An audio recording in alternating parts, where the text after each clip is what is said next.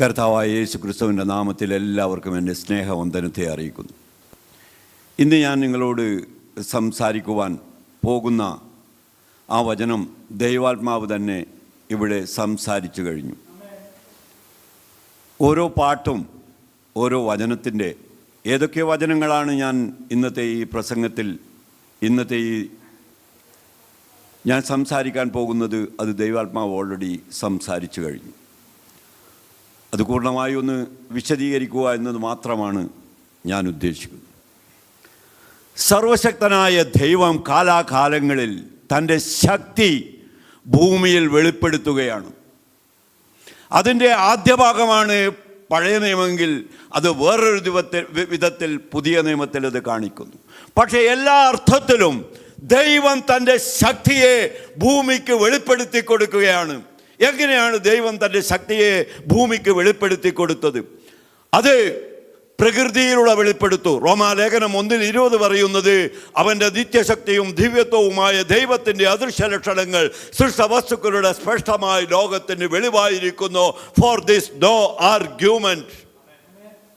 എന്നാൽ ആ ദൈവശക്തിയെ തിരിച്ചറിയാതെ അവരുടെ ഹൃദയങ്ങൾ ഇരുണ്ടുപോയി. അപ്പോൾ ഹൃദയത്തിനാണ് മാറ്റം വരുത്തുന്നത്. ദൈവശക്തി വെളിപ്പെടുമ്പോൾ മനുഷ്യ ഹൃദയത്തിന് മാറ്റം വരുത്തുന്നു. ദൈവത്തെ എങ്ങനെയാണ് മനുഷ്യൻ രൂപാന്തരപ്പെടുന്നത്? അവൻ്റെ ദൈവശക്തിക്ക് കീഴ്പ്പെടുമ്പോൾ ഹൃദയം, കഠിനമായിരിക്കുന്ന ഹൃദയം അത് മാംസളമായി തീരും. ദൈവശക്തിയോട് പ്രതികരിക്കുമ്പോൾ കാഠിന്യത്തിൽ നിന്ന് കല്ലുപോലെയായി മാറുന്നു. ഹൃദയത്തിനാണ് മാറ്റം വരുത്തുന്നത്. ഹല്ലേലൂയ. ഇതാണ് ഹല്ലേലൂയ. ഒരു വചനം വായിച്ച് നമുക്ക് അതിനെ എങ്ങനെയാണ് ദൈവം ആ ശക്തി ഭൂമിയിൽ കാണിക്കുന്നത് എന്ന് നമുക്ക് നോക്കാം. ദൈവത്തിൻ്റെ സ്തോത്രം. പുറപ്പാട് പുസ്തകത്തിൽ അതിൻ്റെ 9:16, അതുപോലെ തന്നെ റോമാലേഖനത്തിൽ 9:17, ഇത് രണ്ടും ഒരു വാക്യമാണ്. പുറപ്പാട് പുസ്തകത്തിൽ എഴുതിയ ഈ വചനം എന്താണത്? എൻ്റെ ശക്തി നിന്നെ കാണിക്കേണ്ടതിനോ എൻ്റെ നാമം ഭൂമിയിൽ പ്രസ്താവിക്കേണ്ടതിനോ ഞാൻ നിന്നെ ഹല്ലേലൂയ നിർത്തിയിരിക്കുന്നു. ആരാണ് സംസാരിക്കുന്നത്? ദൈവം മോശയോട്. ദൈവം സംസാരിക്കുന്നത് മോശയിലൂടെ പൗരോനോടാണ് സംസാരിക്കുന്നത്. അല്ലയോ പൗരോനെ, നിന്നെ നിർത്തിയിരിക്കുന്നത് എൻ്റെ ശക്തി നിന്നെ കാണിപ്പാനോ, ഭൂമി മുഴുവൻ എൻ്റെ നാമത്തെ മോശയിലൂടെ പ്രസ്താവിക്കുവാനാണ്. ദൈവത്തിൻ്റെ ശക്തി ഒരു ഉണക്ക് വടിയിലൂടെ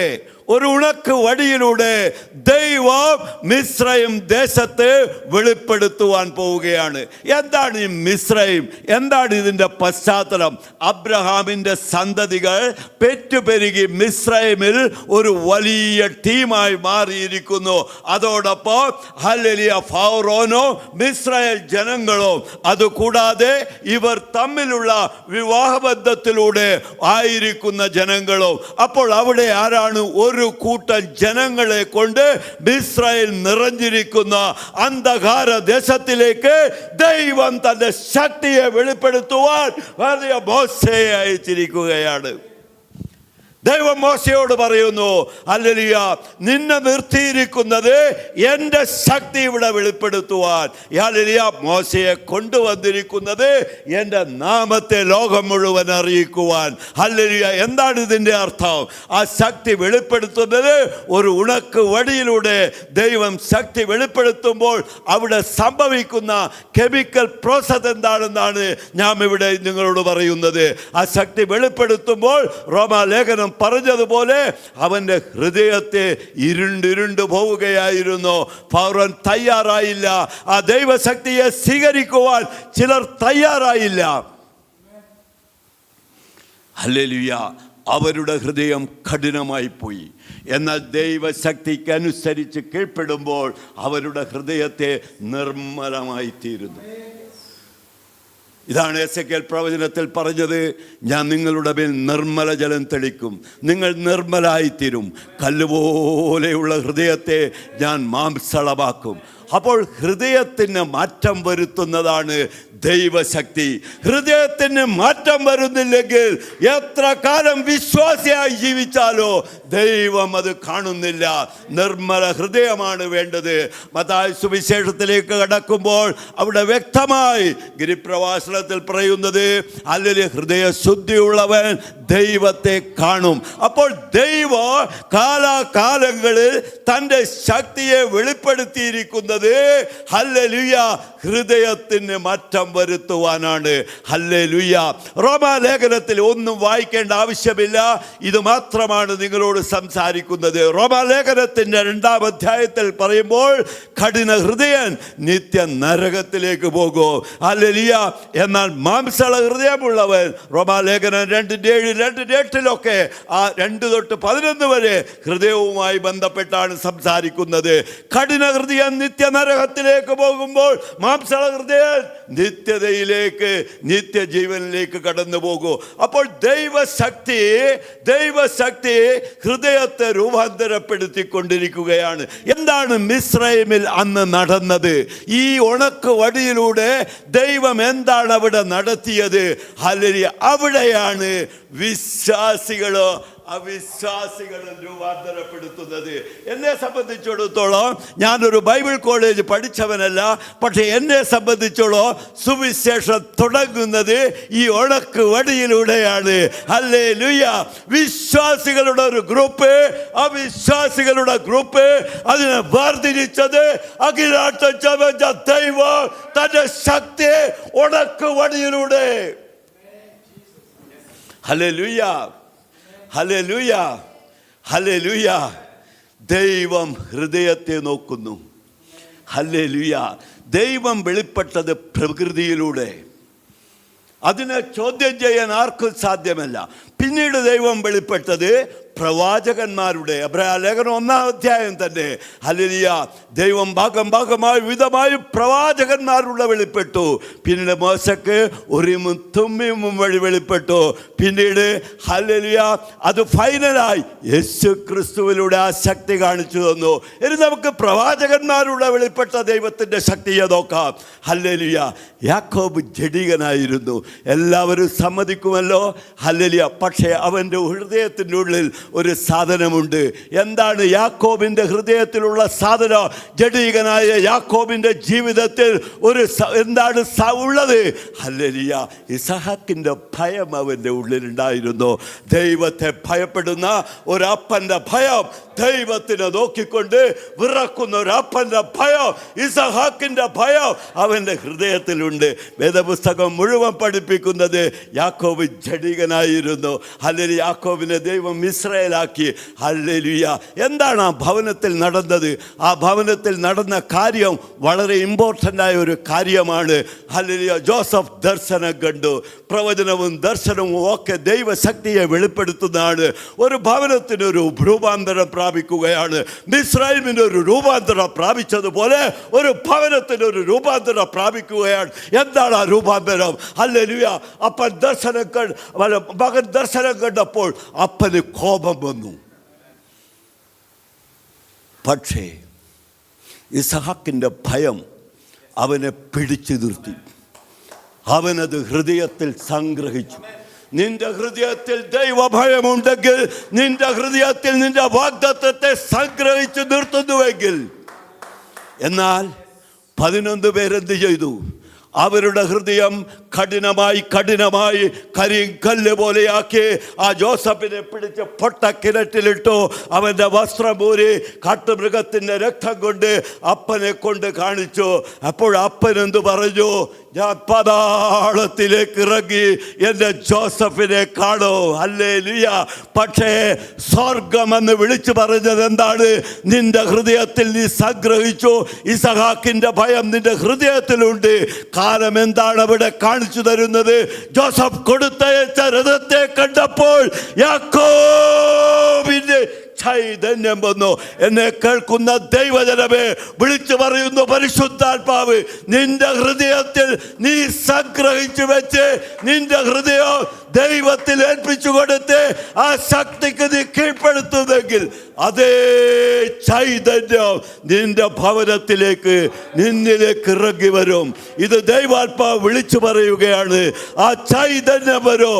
ജോസഫ് കൊടുത്തയച്ച രഥം, ഹല്ലേലൂയ, അതിൻ്റെ മെർസിഡീസ്, ഹല്ലേലൂയ, ആ മാർക്കല്ല അവൻ കണ്ടത്. ആ കാറിൻ്റെ മാർക്ക് കാണുന്നത് പോലെ മെർസിഡീസിൻ്റെ മാർക്കോ ടൊയോട്ടയുടെ മാർക്കോ അല്ല കണ്ടത്. ഹല്ലേലൂയ.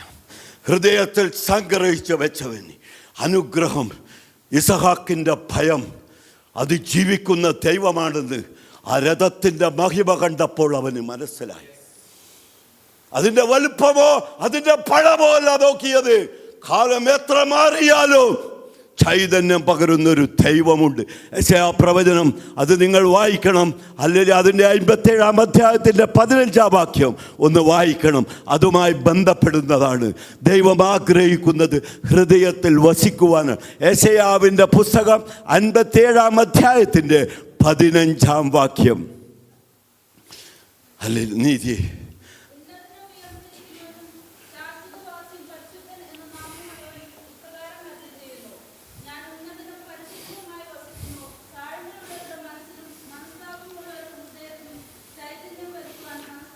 മനസ്താപമുള്ള ഹൃദയത്തിൽ ചൈതന്യം വരുത്തവൻ യാക്കോബിന്റെ ജീവിതത്തിലേക്ക് ചൈതന്യം അയച്ചു.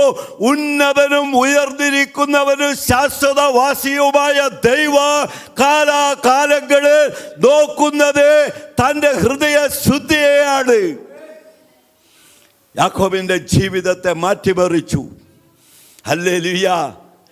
ചൈതന്യം നിറഞ്ഞ എന്നെ കേൾക്കുന്ന ദൈവജനമേ, വാഗ്ദത്തം ഹൃദയത്തിൽ വെച്ച് ദൈവഭയത്തോടുകൂടി ദൈവശക്തിയിൽ ആശ്രയിച്ച് ജീവിക്കുന്ന വിശ്വാസ ലോകത്തോട് ദൈവാത്മാവ് വിളിച്ചു പറയുകയാണ്. എന്താണ് സംഭവിച്ചത്?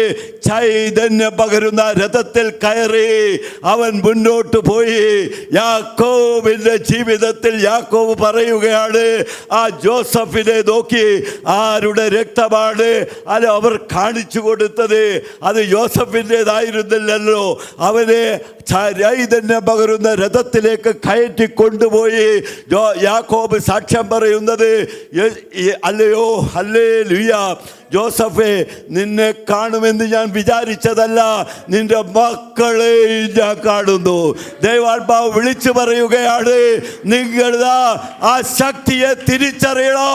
നിന്റെ മുമ്പിൽ കഴിഞ്ഞ കാലഘട്ടങ്ങളിൽ പാസ്റ്റർ ഇപ്പോൾ പറഞ്ഞ് ഒരു വാക്ക് ഒരു പാട്ടിൻ്റെ ഒരു സ്റ്റാൻഡ് എടുത്ത് നിങ്ങളോട് സംസാരിച്ച അതേ ദൈവശക്തിയിൽ നിങ്ങൾ ആശ്രയിക്കുന്നുവെങ്കിൽ നിന്റെ ഹൃദയത്തിലേക്ക് ചൈതന്യം പകർന്നു തരുവാൻ ദൈവം ശക്തനാണ്. നിന്റെ വാഗ്ദത്തങ്ങൾ പൂർത്തീകരിക്കുവാൻ ദൈവം ശക്തനാണ്. ഹല്ലേലൂയ, ഹല്ലേലൂയ. ആ ജോസഫിന്, ആ യാക്കോബിൻ്റെ ജീവിതത്തെ ഞാൻ എത്ര വർണ്ണിക്കും. ഹല്ലേലൂയ. അവസാന കാലം വന്നപ്പോൾ ഒരു വലിയ പ്രൈം മിനിസ്റ്റർക്ക് കിട്ടുന്ന, ഹല്ലേലൂയ, ആ അന്ത്യകാല ശുശ്രൂഷ അവന് കിട്ടി. ഒരു മിസ്രൈം ദേശത്ത് നിന്ന് ഹല്ലേലൂയ ഒരു വലിയ പടയോടുകൂടി അവനെ കനാൻ ദേശത്തിലേക്ക് കൊണ്ടുവരുന്ന, ഹല്ലേലൂയ, അതൊക്കെ വായിക്കുമ്പോൾ നമുക്കൊരു കാര്യമേ മനസ്സിലാവുന്നുള്ളൂ. ഹൃദയം ദൈവത്തിന് കൊടുത്തു. ആ ഹൃദയത്തെ നീ ശുദ്ധീകരിച്ചു. ആ ദൈവത്തിന് നീ ആ ദൈവത്തിൻ്റെ വാഗ്ദത്തങ്ങളും വചനങ്ങളും മുറുകെ പിടിച്ചുകൊണ്ട് ഈ പാപലോകത്ത് നിന്ന് മാറി നിന്ന് ഒരു നല്ല ജീവിതം നയിക്കുമ്പോൾ നിന്റെ ഹൃദയത്തിലേക്ക് ചൈതന്യം പകരുവാൻ ദൈവം ശക്തനാണ്. ഹല്ലേലൂയ. ഇങ്ങനെ മോശയോടുകൂടെ ഈ ജനം പിന്നീട് നമുക്ക് വായിക്കാൻ കഴിയുന്നത് നമ്മുടെ കഥകൾ തന്നെയാണ്. പെന്തക്കോസ്ത് ചരിത്രത്തിൻ്റെ കഥകളാണ് പിന്നീട് ഞാൻ പറയാൻ പോകുന്നത്. ഹല്ലേലൂയ. അത് ഇപ്പോഴത്തുള്ളതല്ല, പഴയ കാലങ്ങളിൽ നടന്നതാണ്. പഴയ വലിയ യാത്ര തുടങ്ങി. ചെങ്കടൽ വലിയ സംഭവമായിരുന്നു. അതിനെ ദൈവം പിളർന്നു, അവരോട് കൂടെ നടന്നു. വീണ്ടും അവരുടെ ഹൃദയം മാംസളമായിരുന്നു. പക്ഷേ ജഡീകമായി അവർ ചിന്തിക്കുവാൻ തുടങ്ങി. അവരുടെ ഹൃദയം കഠിനമാകുവാൻ തുടങ്ങി. തുടങ്ങി. അവരുടെ ഹൃദയം കഠിനമാകുവാൻ തുടങ്ങി. മരുഭൂമിയിൽ അവർ പട്ടുപോയി. രണ്ടുപേരൊഴിച്ച് ബാക്കിയുള്ളവരും ആ പട്ടുപോയവരുടെ മക്കളുമായി കനാൽ ദേശം കടന്നു. അവിടെയും തേനും പാലും ഒഴുകുന്നൊരു ദേശം. ആ ദേശത്തിൻ്റെ വളർച്ച കണ്ട് ഷേബ രാത്രി വരെ ദേശം കണ്ട് പറഞ്ഞു, ഞാൻ കാണുന്നതിനേക്കാൾ കൂടുതൽ അല്ലിയ കേട്ടതിനെ കൂടുതൽ ഞാൻ കാണുന്നു എന്ന് പറഞ്ഞു. എന്താണ് സംഭവിച്ചത്? വീണ്ടും അവർ ജഡീകരായി. അവരുടെ ഹൃദയത്തെ കഠിനതയിലേക്ക് കൊണ്ടുവന്നു. കഠിന ഹൃദയം വന്നപ്പോൾ അവർ വീണ്ടും പ്രവാസികളായി. ഇതാണ് നമ്മുടെ സഭകളിലും നടക്കുന്നത്. ആദ്യം അത്ഭുതങ്ങളും അടയാളങ്ങളും വീരപ്രവർത്തികളും മാത്രം കാണുന്നതല്ല.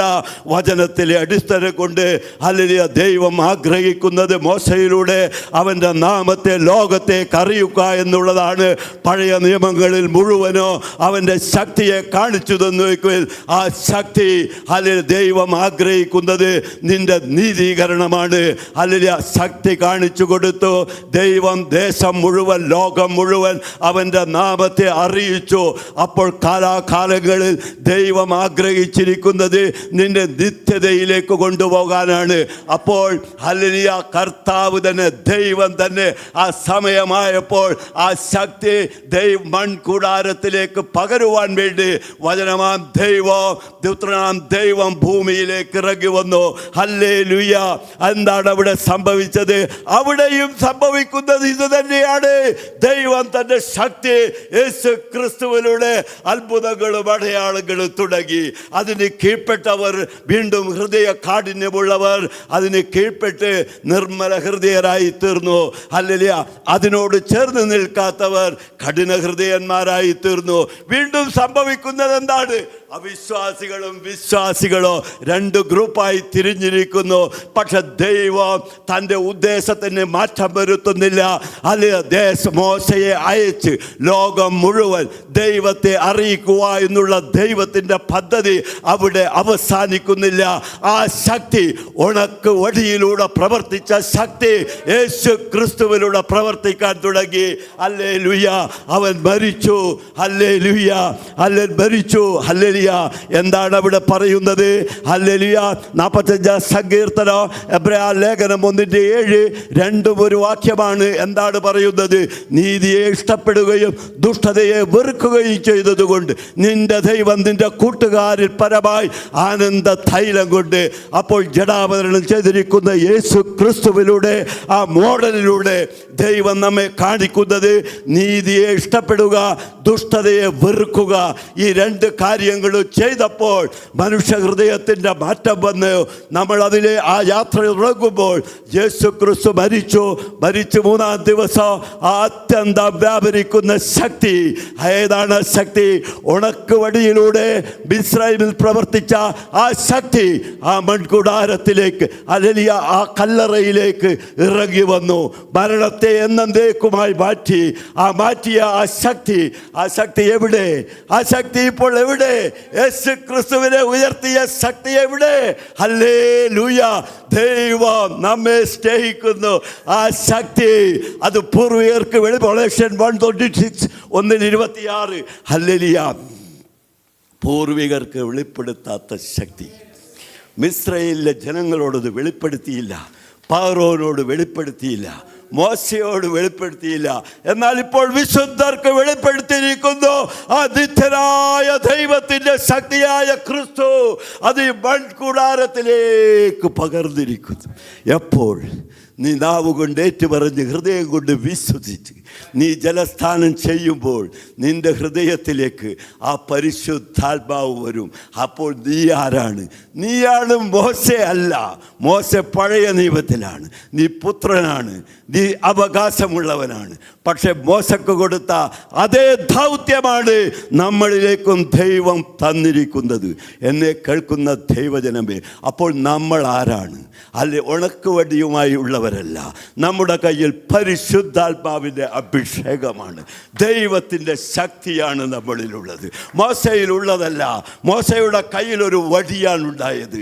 അവനൊരു കൂട്ടം ജനങ്ങളെ കൊണ്ടുവന്നു. നമ്മുടെ കയ്യിൽ പരിശുദ്ധാത്മാവാണ് തന്നിരിക്കുന്നത്.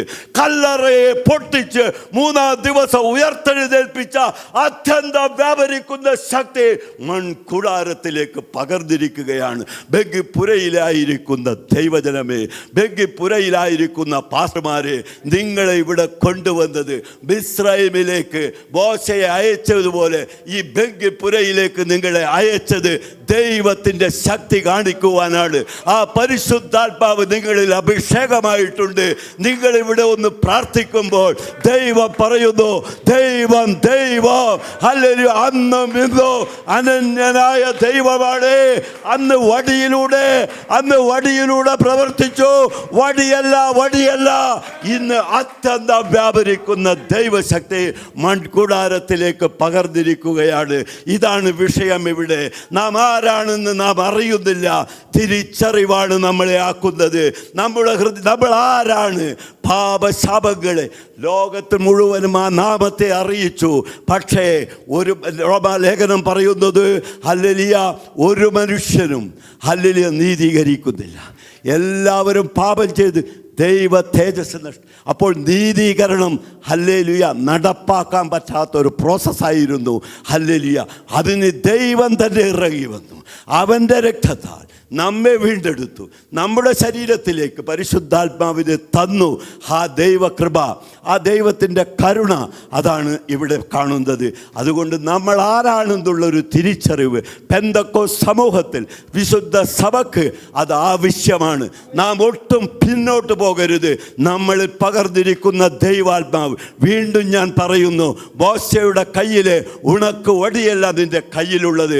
എബ്രായ ലേഖനം പറയുന്നു, മോശ ദൈവസഭയിൽ ഒരു ദാസനായിരുന്നു. ഹല്ലേലൂയ, നീയോ ദൈവസഭയുടെ ഒരു പുത്രനാണ്. പുത്രനെങ്കിലോ അവകാശമുണ്ട്. എന്താണ് നിന്റെ അവകാശം? ഈ ദേശത്തെ പിടിച്ചെടുക്കുക. ആദ്യത്തെ അവകാശം അതാണ്. ദൈവം പറഞ്ഞ അവകാശം അതാണ്. ദൈവത്തിൻ്റെ നാമത്തെ ലോകം മുഴുവൻ അറിയിക്കുവാനാണ് നിന്നെ വിളിച്ച് വേർതിരിച്ചിരിക്കുന്നത്.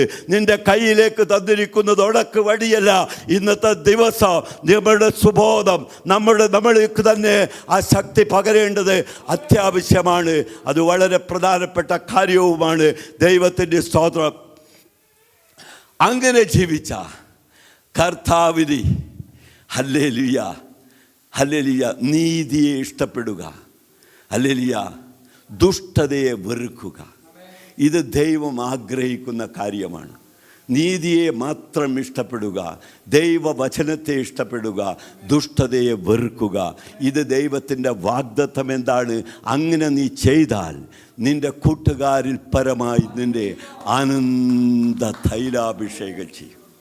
ഹല്ലേലൂയ, ആനന്ദ തൈലാഭിഷേകം നടത്തി നമ്മെ ദൈവം വഴി നടത്തുകയാണ്. ഹല്ലേലൂയ, ഈ ദേശത്തേക്ക് ഞാൻ ഇന്നലെ രാത്രി ചിന്തിക്കുകയും അതിനെപ്പറ്റി ധ്യാനിക്കുകയും ചെയ്തപ്പോൾ ഞാൻ ഇന്ന് മനസ്സിലാക്കുന്നു, ഈ ദേശത്തിലേക്ക് നമ്മളെ കൊണ്ടുവന്നത് ശക്തി കാണിക്കാനാണ്.